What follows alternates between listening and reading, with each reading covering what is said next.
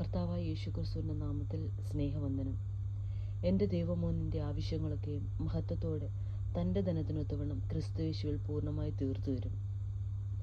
കർത്താവ് ഒരു ഉപമ പറയുന്നത്, ഒരു ന്യായാധിപനുണ്ടായിരുന്നു.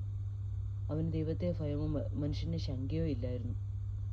ആ ന്യായാധിപൻ്റെ അടുത്ത് ഒരു വിധവ എന്നും വന്ന് തൻ്റെ കാര്യങ്ങൾ പറയും, തൻ്റെ ശത്രുവിനോട്, തൻ്റെ പ്രതിയോഗിയോട് പ്രതിക്രിയ നടത്തി രക്ഷിക്കണമെന്ന്.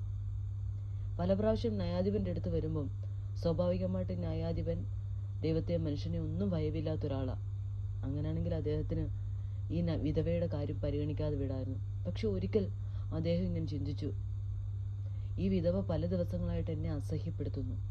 ഇനി ഞാൻ ഇവളുടെ കാര്യം സാധിച്ചു കൊടുത്തില്ലെങ്കിൽ അവൾ എൻ്റെ മുഖത്തിനിട്ടടിക്കും. ഈ ഭൂമിയിലുള്ള ഒരു ന്യായാധിപൻ, ന്യായം മാത്രം വിധിക്കുന്ന ഒരു ന്യായാധിപൻ ഇങ്ങനെ ചിന്തിക്കുന്നുവെങ്കിൽ സ്വർഗത്തിലെ നല്ല അപ്പനായ നമ്മുടെ ദൈവം എത്രത്തോളം അധികമായിട്ട് നമ്മൾക്ക് പ്രതിക്രിയ നടത്തി വിടുവിക്കും, വേഗത്തിൽ പ്രതിക്രിയ നടത്തി വിടുവിക്കും. അതുകൊണ്ട് കർത്താവ് മടുത്തു പോകാതെ പ്രാർത്ഥിക്കുക.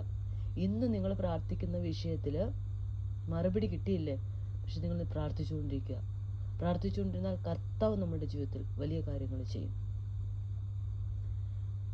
എല്ലാവരെയും കർത്താവ് സമൃദ്ധിയായിട്ട് അനുഗ്രഹിക്കട്ടെ.